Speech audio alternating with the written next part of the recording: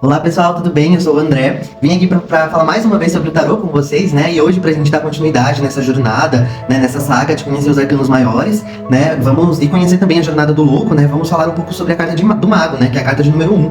No vídeo passado a gente falou da carta de número 0, que é o louco, né? Que é aquele que se joga nas novas oportunidades da vida, mas sem se preocupar tanto, né? Se desprendendo do passado, aproveitando, sendo leve, curtindo e até mesmo sonhador, otimista, né? Sobre a vida. E hoje a gente vai falar sobre o mago, né? Que é a carta de número 1. E pra gente falar sobre o mago, eu acabei escolhendo esse tarô que eu tenho aqui. Eu particularmente gosto muito desse tarô por conta da temática dele, eu adoro gatinhos, e é um tarô que as cartas elas são retratadas, né, com gatinhos, né, a arte é toda baseada em gatinhos, e eu acho super fofo, eu gosto muito desse tarô, uso bastante nos meus atendimentos, vou mostrar um pouquinho pra vocês. Então aqui o louco mesmo, né, retratado nesse tarô, o imperador, os enamorados, a morte que tá de ponta cabeça, enfim.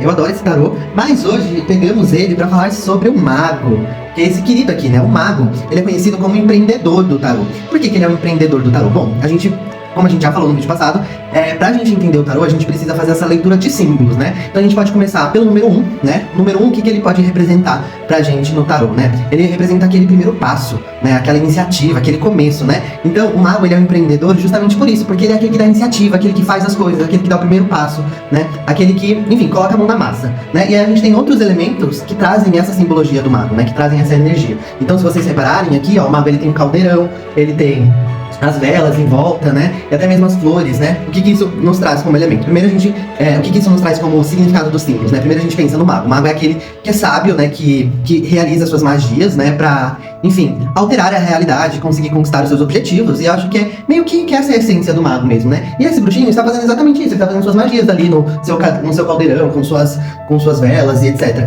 E o mago, ele é justamente esse, né? Tipo, trazendo nessa linguagem simbólica, ele é aquele que utiliza todos os recursos que ele tem, né? Tudo que ele, enfim, tem a seu favor para realizar os seus próprios sonhos, né? Então o mago, ele é aquele que realiza, né? Que ele transforma a sua vida em algo melhor pra si, é aquele que, enfim, faz as coisas acontecerem, que coloca a mão na massa, entendeu? Que manipula ali os elementos a seu favor pra realizar os seus sonhos, né? E os elementos que eu digo, os elementos da vida, ele faz as coisas acontecerem, ele toma as atitudes, ele faz as movimentações, ele age conforme o que ele precisa pra realizar os seus sonhos, certo? E aí, pra complementar um pouco disso do que a gente já tá falando sobre o mago, que é esse empreendedor, né, que dá esse primeiro passo, que coloca a mão na massa, que realiza as coisas, que fazem as coisas acontecer, que manipula o seu ambiente a seu favor, né, que toma as atitudes necessárias para realizar os seus próprios sonhos, né, e as flores, elas vêm representando justamente isso, né, os sonhos nascendo, né, brotando, sendo realizados, né, a partir desse mago, beleza?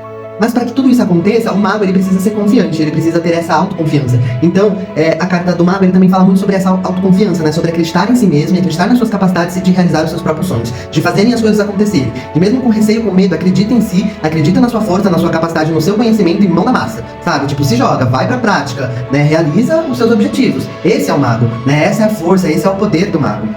E a gente consegue também ver esses elementos, né?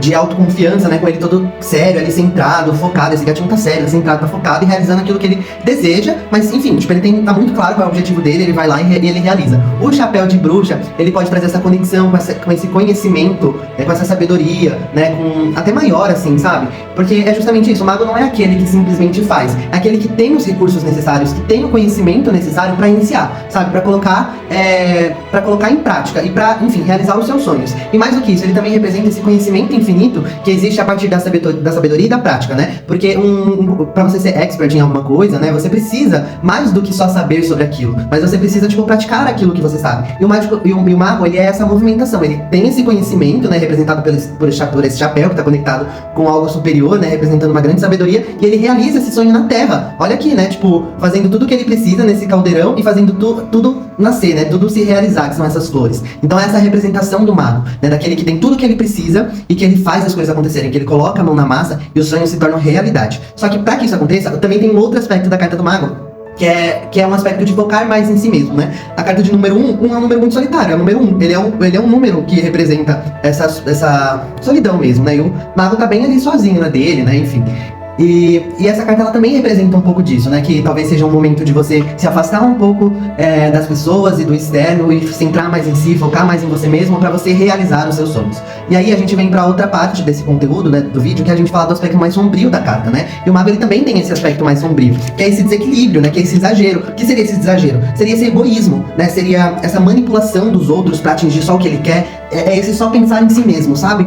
Tipo, passar por cima dos outros, manipular os outros, mentir para os outros, ser egoísta e pensar só em si mesmo, ou então se afastar completamente do externo e olhar só para si. Essa é a parte sombria do mago, né? Então, o tarô ele sempre fala sobre equilíbrio, né? E o desequilíbrio, né, que vem sendo representado na carta do mago, pode ser isso que a gente tá conversando, né? Essa seria a parte mais sombria, né?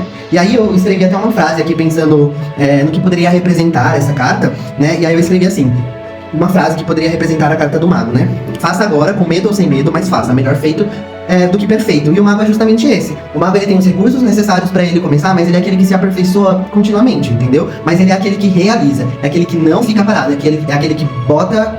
Enfim, que coloca a mão na massa, enfim, que age, sabe? Que constrói, que se aperfeiçoa, sabe? Tipo, o aperfeiçoamento, ele se dá através de um conhecimento que você coloca em prática e você vai se aperfeiçoando, vai se aprimorando, vai buscando mais conhecimento. A partir das lacunas que você vai identificando. Só que se você não tem a prática, você nunca identifica as lacunas, sabe? Você não cresce. Então o mago, ele representa muito isso, né? Esse conhecimento que ele é infinito, né? Porque ele nunca acaba, você vai sempre se aperfeiçoando a partir da sua prática, né? Então a mensagem do mago, ela é uma carta muito de ação, sabe? De movimentação, de dar o primeiro passo. Então faça agora, mesmo com medo, sabe? Mas faça. Melhor feito do que perfeito. Esse é o mago, né? E aí pensando no tarô numa perspectiva mais de autoconhecimento terapêutico, que é a minha proposta com o tarô terapêutico, eu acho que quando vem um mago em algum jogo, ele traz essas perguntas pra gente, né? Será que você não tá procrastinando o seu sonho? Será que não tá na hora de você colocar a mão na massa e realizar aquilo que você deseja? Será que não tá na hora de você, enfim, colocar em prática aquele sonho que tá na sua gaveta, porque você só fica procrastinando, só fica adiando, só fica preso na sua rotina, mas aquilo que você queria muito fazer, você não faz? Então o mago, ele representa essa força de tipo, olha, faça, cara, vamos lá, se joga. Se der tudo errado, pelo menos você tentou, pelo menos você fez. Se der alguma coisa de errado, o que você pode fazer pra melhorar, né? Porque o mago, ele é esse conhecimento infinito e vamos se aperfeiçoar pra sermos pessoas melhores, profissionais melhores, indivíduos melhores, seja lá o que fazemos, né? E também ele pode representar isso. Será que você não tá se preocupando demais com a opinião dos outros? Será que não tá na hora de você se resguardar, olhar mais pra si, se fechar mais? Ou será que você não tá pensando demais em si mesmo e negligenciando o outro, né? Passando por cima do outro? Então a gente tem que olhar pra todos esses aspectos. O tarô, ele é um jogo que a gente tem várias formas de você tirar as cartas, né? Mas ele é uma conversa, assim, onde existe diversos elementos que são interpretados e analisados pelo tarólogo, né?